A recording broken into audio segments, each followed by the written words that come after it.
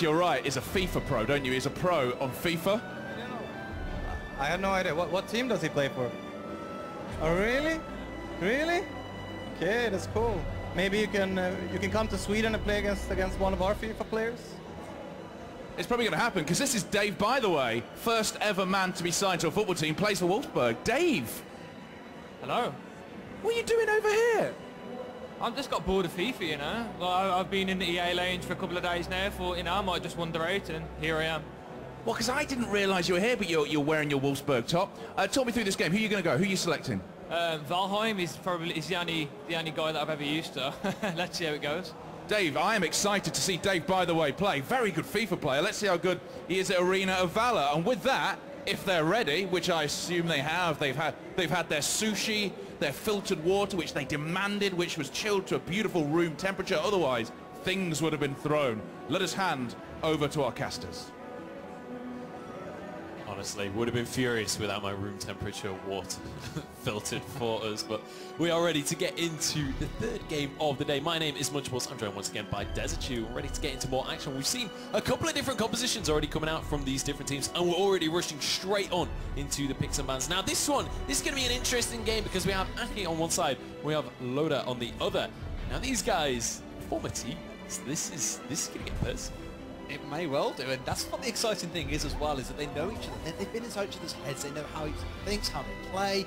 Now, maybe it's an opportunity to think, right, if I was ever going to play against him, how would I play against him? How would I deal with the kind of competition that he might go for here? And they probably know the style of play that they're both used to, know what roles they've played previously. Let's see what they go for. And already Batman coming through for the first time today. Yeah, you can see Murad has been banned as well. Murad, another one that's incredibly strong, but Batman, very, very strong right now and can really run away with the game. He's going to be one of those assassins that, if you can play it correctly, you can do some serious work. But Grak is going to be locked in alongside Pura. And obviously Pura has been that healer that definitely the priority support with Alice in second place so far. But Grak, we saw Neil Fails last game having huge effect on that Grak if he can land the hooks. We'll see whether that's going to be able to happen here, but Azankar and Violet look to be the picks coming out for Team Akke. Azankar, in my books, is one of those very interesting heroes that you don't expect much from, because he looks pretty calm when you see him moving out the map, and he throws out a bit of sand, and you're like, okay, it's no big deal. The CC and damage potential he has in his kit, especially like Crixie once you get towards the 7 or 8 minute mark, is absolutely terrifying. We're going to see Valheim and Illumia coming on through here. So we've got a marksman, a mage, a support, and a tank coming on the side of Team Loda. So very balanced. We've got Ignis locked in alongside an Arthur. And we have, so total composition, we have 2 mages. We've got a marksman, an assassin, and a warrior. So a very squishy composition actually coming out from the side of Team Akke. Obviously they have the 1 warrior, but that's kind of it in terms of big health bars. So we'll see how that's going to work out for them, whether they survive these fights. I was speaking to Akke on the way here this morning, and he did say, what have you been playing? He was like, Ignis. He said, Ignis is what I've been playing pretty much exclusively. So if he doesn't completely ruin this game with Ignis, I'll be incredibly surprised. Let's have to see how this one's going to pan out. Another warrior locked on in for the side of Team Loda. So bit of a beefier front line for them, but obviously going to be slightly less damage coming out from them as well. So we'll see.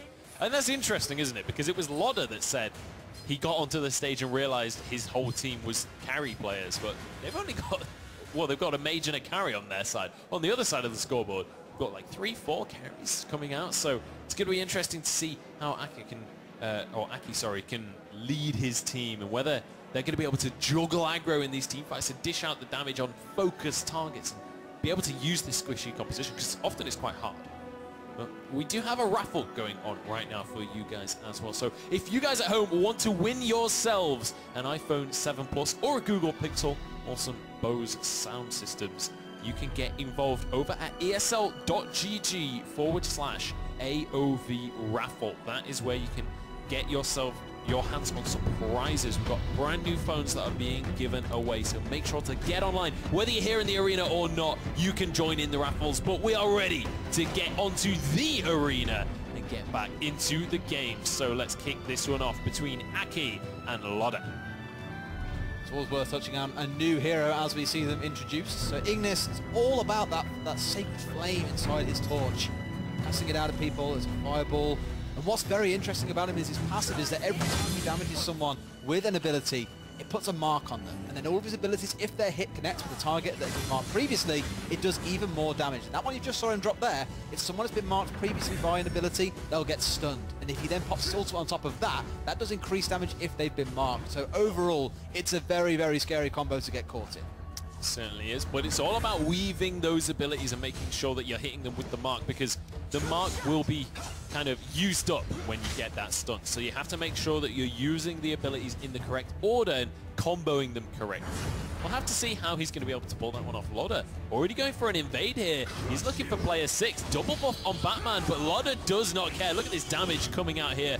Playing that Omar and doing a good chunk of damage. Getting tickled down by that spider as he walks his way through the jungle.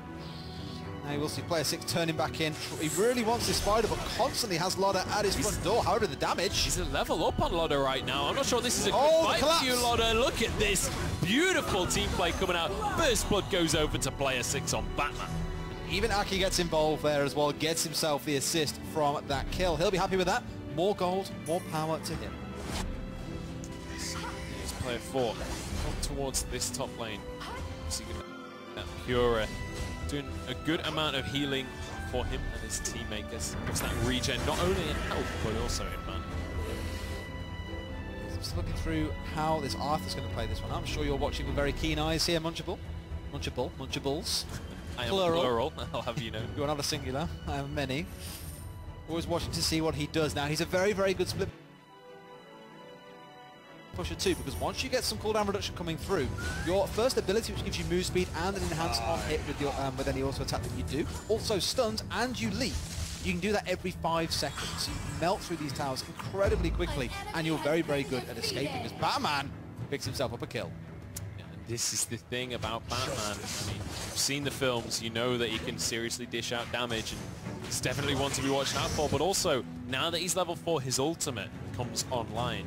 Or, I'm not sure if he actually leveled his ultimate or whether it's on cooldown. I imagine I he used it hope for that he game. leveled his ultimate. He messed up if he didn't, but it gives you a stealth that lasts for 30 seconds. Coming back on into this lane right now, getting onto Loda once again. Good amount of damage coming down. Spin to win is not going to be quite enough right now. That's going to be the charge from his ultimate. Oh! There's the auto, but a hook on in. The counter kill is going to come out from player 5. No, can't quite finish the kill. Player 16 escapes. And this is Violet with those rolls and that extra range. It basically doubles her auto range once she uses that first ability. Incredibly mobile, incredibly good at getting those long range finishes off. And they're off to a brilliant start here. Already 3.5 minutes in and 3 kills have gone aside to Team Akke. Well, that's going to be another kill going the way as well, because Arthur managing to finish that kill off. Akke with a nice roam up towards that top lane. Now looking to grab some vision. Player 3 though is here. He wants a duel with Akke. He's not going to find it though. Akke not having any of it. Just struts away in those heels back to the midline. No, thank you, Akke, not today. Maybe later on when I'm a little bit scarier and can do more damage to you. Maybe when you're not 2,000 gold in the lead either would be a good time to try and go for that engagement. Batman finished off that first item 2-0. These ganks are going to get scarier and scarier the more he makes himself known. It's going to be trickier for the side of Team Loda. We'll see whether they can pull themselves back on into this one. Player 2 getting pretty low there, but we'll get a lot of healing coming out from player 4. That is an incredibly powerful ultimate for keeping your team alive. The Spirit Sentinel will be soloed out here by Loda, and this is an objective that you can very easily solo for yourself. You are going to be able to take this one pretty comfortably, especially if you've got player 3 coming up to back you up as well. That's just going to give you a good little bit. Be careful who kills this one realistically, because it's the health cost that you walk away with. In fact, it went over to Valheim there.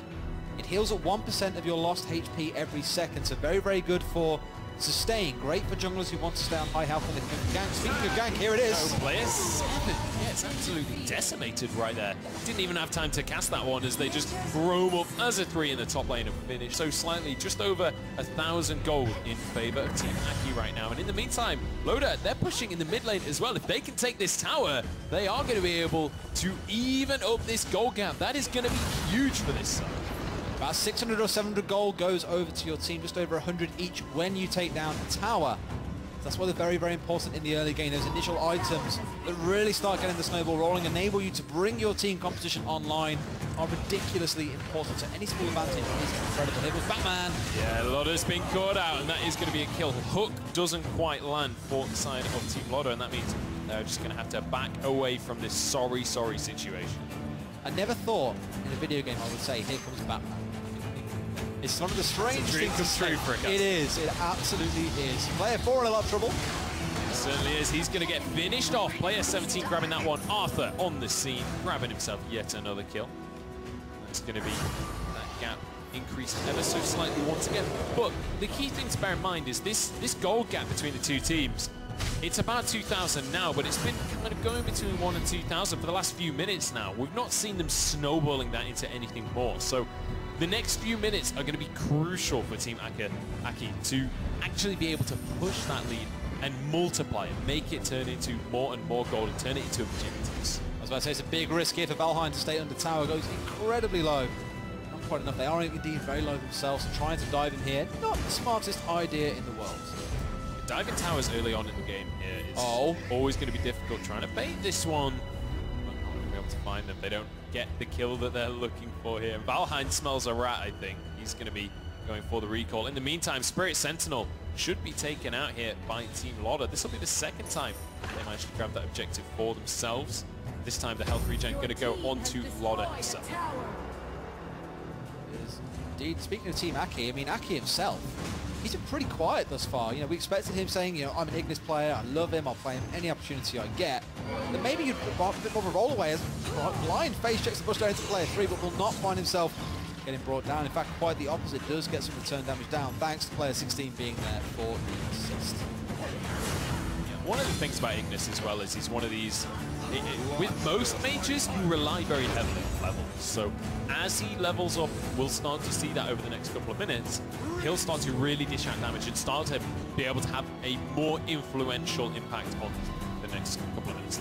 This is the first time we've really seen the teams all grouped together, so expect a potentially big engage to come through if Team Akke can find it here. They've got to force it soon for the split push though. Yeah, look at that. Omar down in the bottom lane needs to be very careful, or at least his team needs to be very careful not to get caught out while they're in a 4v5, but they absolutely have done. And Violet jumping on forward, trying to finish off player 4. There's a second kill coming on through. Batman grabs that for himself, and it looks like this is truly a dark night for Loda, but there's a beautiful hook. Akke goes down, but the rest of the team are going to follow up. They're happy to go for this tower dive, and they're going to be able to get yet another kill. Loda, the last one remaining. And so many low health bars blinking there for Team Akke. Dancing around towers is such a risk, but it's so rewarding when you get it right. Unfortunately, Loda does still remain, so no tower to be taken down here for Team Akke. They will have to back away, recall, go to other lanes, whatever they want to do, as long as it doesn't revolve, potentially dying to Loda here under this tower. Gets stunned up there, but it's not going to be the end of the world for him. We'll be able to grab himself that relic, heal himself back up a little bit. Player 3 back towards this midlane. We'll be able to just start to clear away those minions. In the meantime, though, Team Akke, they're not done taking objectives. They're going to grab themselves a tower. However, they are in a little bit of trouble. 3 players going to be looking to collapse on top of them. Player 4 has arrived. Look at this AoE. Oh, the grab! Nobody escapes. Doesn't quite land the ultimate, though. I say nobody escapes. Player 7 is going to do exactly that. What a play coming out from him. This sprint on top of everything else pulls himself to safety. There's a nice little slow coming out from his teammate, Akke. They're going to be able to get away with that one. That could have been a lot worse. Batman may have caught someone out in the jungle here as well. Loda's in trouble. Batman looking for Omar there. Loda playing that Omar. But look, just look at this damage. There's nowhere you can go. You can't escape that one. There's another kill coming on through. Well, that's why Batman is so feared, not just in the DC universe, but also here in Arena of Valor. Don't want to deal with that damage when it comes through. It's a stealth, and that aspect of being able to burst out of, well, seemingly nowhere and just melt down a tank. Loda here playing Omar as quite a tanky individual, you know, going for these invades, trying to poach someone out of place almost. It's very risky if you're very squishy. In fact, player 2, what are you doing? There's a Batman here. That was not a good way to go, and he's going to be finished off immediately. And well, I think he was being a little bit of a joker there, and will get caught out by Batman. Had to get in there. When's the penguin coming? That's already my second Batman fun, so we've got more lined up for the rest of the day. You've got to spread them out, yeah. We have. And no, also got to spread out these codes as well. So once again, look this at that. grab. Oh no, He started to the ults. Oh, that was disastrous, and they are going to be punished for this one. This is the damage coming out from Akke. We mentioned it earlier. There's another kill for Violet as well. And he wants more going underneath the tower there. Needs to be a little bit careful, but it's a double kill for player 16. And now they can look for a tower as well. Fun thing with Violet is you don't need to go under tower range to be able to hit the tower. That's just how long her range is. Look at the chip damage constantly being ranged down onto the Illumia here. There was a second ago, just before that fight kicked off. It was almost a segue, and then the fight kicks into it, had no chance. But once again, that code in the top right corner of your screen has changed. So enter it in the arena of Valor app and get yourself some freebies. It will keep on changing every half an hour, so keep your eyes open. It certainly will. Grab that code, smack it on in. You'll be able to get yourself some free swag. But speaking of free swag, it's going to be a free tower going the way of grab again! Look at these hooks coming on through. It's onto Arthur, not the greatest target to pull into your team, but they aren't going to be punished for it right now. I say that, Violet pushing on forwards. Can they finish these kills? They're going to be able to grab 2 for themselves. It's in a 2-for-1 trade, though. Just more domination coming through from Team Akke. A couple of times it looks like Team Loda has got some good engages down. They've got the CC and caught out 1 or 2 members. They've got the hook onto someone like the Arthur, but they always lose more than they gain, it feels. They caught out Arthur quite sensibly, but still lost 2 members in the subsequent fight because of the raw damage that's coming through here from the Batman, from the Violet, from everyone else on the team. All of them are damage dealers in this concept when you think about it. Even Arthur, who is their only tank, is still very, very scary in terms of damage. Yeah, and that's one of the things we were kind of questioning coming into this game was, with this very squishy composition, were they going to be able to be successful? The thing is, if you pull in this Arthur into your backline, he can just get a free ultimate immediately. A huge AoE knockup, and in that scenario, the rest of the team can easily sweep up that fight. So you've got to be very careful with this hook. You've got to be able to find someone, but look at this. Classic death brush coming on through here. Just wanting to find someone who pushes up a little bit too far. Could well be Valheim, but he's going to back away from this one. This is going to be intense. They face check this one, especially a squishy. But it looks like they're quite convinced nothing's really going on, so just want to back away and leave it out completely. Maybe even aware that even if the Dark Slayer is being started, they can't do it. Nice by Loda there. He goes close enough for them to want to hit him, but backs away immediately, and they leave the bush. Kind of baited them on in. Loda now has been caught out by Batman, but that's not really the target that they want to be focusing. You want one of these squishes once again. I mean, catching out Loda isn't a bad idea here. He is their jungler, so bringing him down. Any catch is a catch, right? Absolutely. But you want one of these squishes. You want to kill one of the carrots. Sink your teeth in and bring him down. Look at Violet though as well. 7-0-5 with 8,400 gold to her name. She's terrifying, and every single time you see the roll come through, that's a double potential crit shot. If you get a double crit onto a squishy, they're going to be down to about 1/3 of their HP, and it'll only take the wind to blow them over, and they can just steamroll their way through to victory. You've got to feel very, very worried as Team Loda right now. See whether they can come back on into this game. It's a lot of pressure on their shoulders. Don't forget, there's also a competition in between the players as well. The player that gets MVP for each team. Look at that damage. Oh my goodness, here we go. We talked about one-bird combos, and that is going to be what it looks like. There's a nice kill coming out for Akke. In fact, it's a double. He managed to grab both for himself. And with 2 members down, they can now do whatever they want. They can push towers, or they can look for a dark side.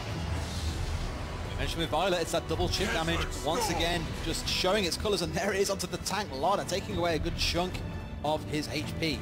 We saw what happened when it came onto the squishies. Both got slowed, both got dropped very quickly, and Akke has finally turned up. We said, when will we see this Ignis come online? When will he start doing damage? And it's just like every other mage. You give him a little bit of time.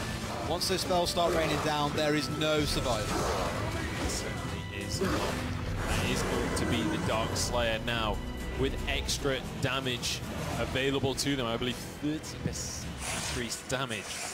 They're going to be able to tear through these team fights. So it's going to be very important for the side of Team Loda basically to not fight them right here. They need to force their opponents to at least tower dive if they want any chance in the next fight. But look, once again, the infamous split push is coming through from Loda in this bot lane on his own, ignoring the plight that the rest of his team are facing. In fact, no, he's going to have to recall and deal with this one. May have found themselves their second tower of the game if he chooses to stay, but Batman is lurking. He's waiting for that engage to come through from Loda, and when he does, you can be sure he's going to dive in if they don't go for it now. Oh, here we go. They were trying to clear the waves, but they're not going to be allowed to. Oh, Hook, though, grabs themselves a kill. That was a nice one. coming out from the Grak player right there. And that turns it into a 1-for-1 trade, which honestly, in that situation, Team Loda is more than happy to take. When you're 20-5 or 19-4 at the time, losing one to save a tower is always going to be worth it, every single time. And also remove a Dark Slayer, that's incredibly important to deny that from the enemy team. So they're going to be quite happy to take that trade. They are going to lose a couple more objectives in the meantime, but that's kind of to be expected when you're this far behind, right? You don't have the capacity to go and contend against that Abyssal Dragon, but it is going to be an 8,000 gold lead, almost 9,000 gold in favor of Team Akke. They have all of the tools to finish this one in their favor. The question is it going to be enough? Can Team Loda somehow pull themselves back in? It's a very, very tall order. They're taking away small objectives here and there, like the Might buff, like the Spirit Sentinel, but realistically, they aren't the game-changing objectives that you want. You want to look more towards an Abyssal Dragon or a Dark Slayer. Both of those currently, or very, very recently, were taken by Team Akke, so they're pushing their advantage in the correct way. However, they are still only 8,000 gold in the lead, and as we've seen in other titles, greater comebacks have come through in history. And although it seems very unlikely, given the way the game is going, given how every time there's a fight, Team Loda have yet to come out on top, the possibility still exists. We can all hope, the underdogs can dream that we see a Team Loda victory today. Well, there's definitely potential, but it's not going to be an easy task, that is for sure.